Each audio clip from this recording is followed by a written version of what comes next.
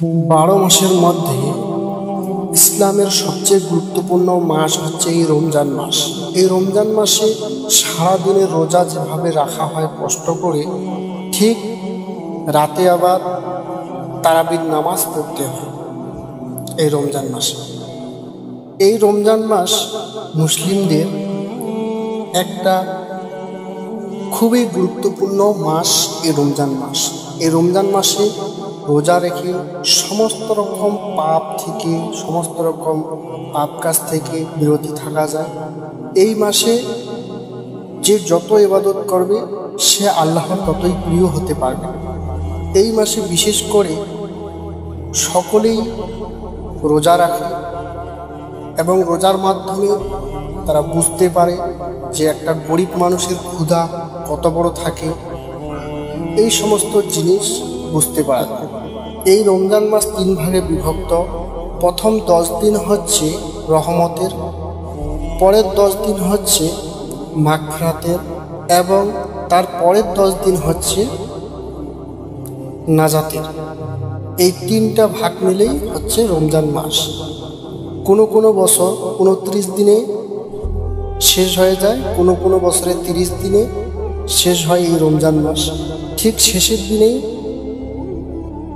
হয় ঈদ উদযাপন। ঈদ উদযাপন হয়ে সমাপ্তি ঘটে এই রমজান মাসে।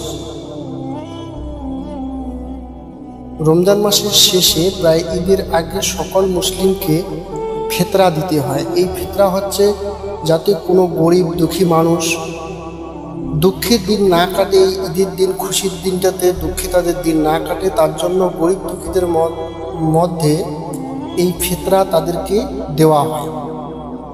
এই ফিতরা হচ্ছে কিছু খাদ্য সামগ্রী অথবা তার পরিবর্তে কিছু টাকা পয়সা মানুষকে দেওয়া হয় গরিব দুঃখীদের মাঝে।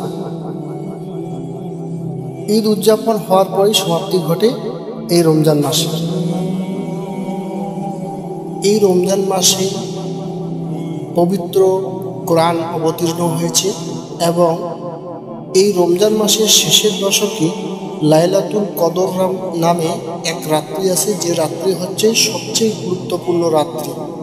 তবে এই রাত্রি রমজান মাসের শেষ দশকের বেজোর রাত্রিগুলিতে হতে পারে এই লাইলাতুল কদর, এরকমই ইসলামিক হাদিস অনুযায়ী জানা যায়। বেজোর রাত্রিগুলির মধ্যে হচ্ছে 21, 23, 25, 27 এবং 29। এই বেজোর রাত্রিগুলোতে লাইলাতুল কদর হতে পারে বলে ইসলামিক হাদিস অনুযায়ী জানা যায়।